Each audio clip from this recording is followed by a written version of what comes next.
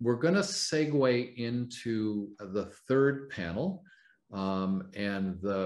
this panel is the 15-minute city in the face of changing climate, adaptation and resilience in a 15-minute city.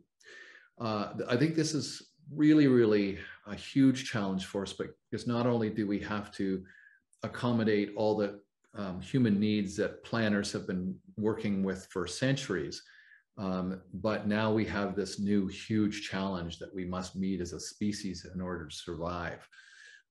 So it's my real pleasure to introduce our expert panelists for this. And Tiffany here today? She said she had an emergency she had to deal with, and I don't see her on the screens. Oh, you are there? Oh, Hi. I see you now. Okay. Hey, everyone. Are you okay? Do you have time to do this? Yes, I'm here. I do have a hard stop at 11:30. Okay, so you'll be the first one. Thank you for having me. So I'll do a quick intro of Tiffany. Tiffany Chu is the Chief of Staff to the Mayor of Boston, where she works alongside the Mayor and leads the Mayor's cabinet in implementing equitable policies to reach all of Boston's neighborhoods.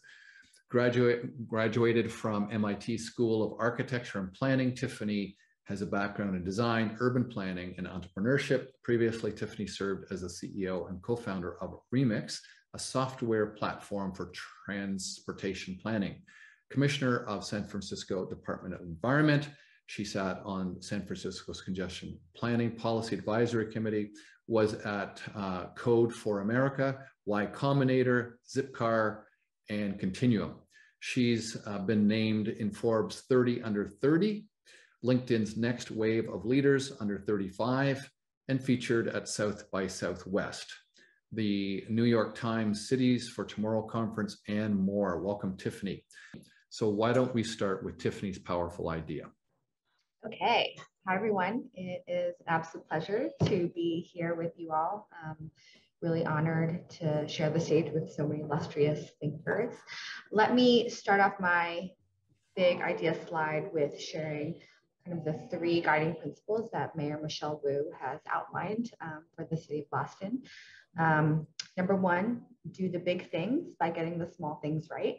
Number 2, get City Hall out of City Hall and into our neighborhoods. And number 3, expand what is possible.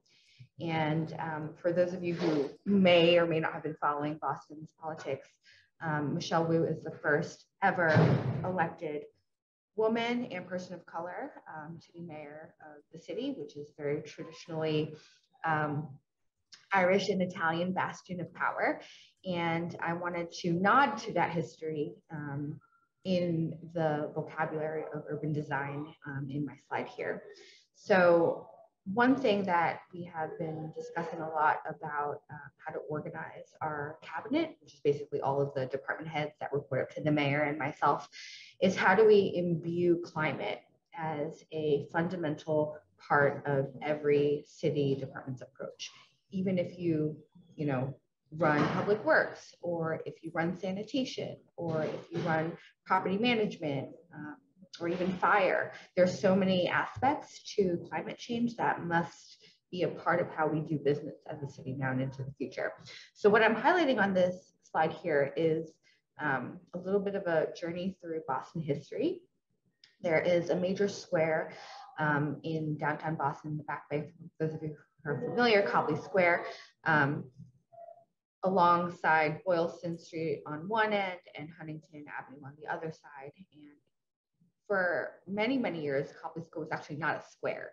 It was a small bifurcated triangle shape here, as you can see in the early 1900s. And then over time, we actually knitted together back those 2 parcels into a much bigger project that allowed for more pedestrian activity. And now today, you can see in the lower left-hand corner, we're trying to expand that even more to basically connect Copley Unified Square with the Boston Public Library through a Copley Connects kind of open streets program. And the reason that I say all this and share this long story with you all is because adaptation, when it comes to both infrastructure and climate, takes time. And it's very frustrating for those of us who may sit in city government now, but were in the private sector before, watching this kind of slow, gradual, glacial pace of things happen. But I guess my takeaway for you all here is, as we start to imbue climate into every single aspect of doing business in the city, it is building upon years and years of infrastructure development that we need to evolve and take on the work of what we've done past and be able to continue it forward. And wanted to specifically call out, I think the big idea from I think the first or second session when somebody said, it's really important to do the small things in order to be able to enable our cities to do the big things. So I will pause there and back to you, Craig.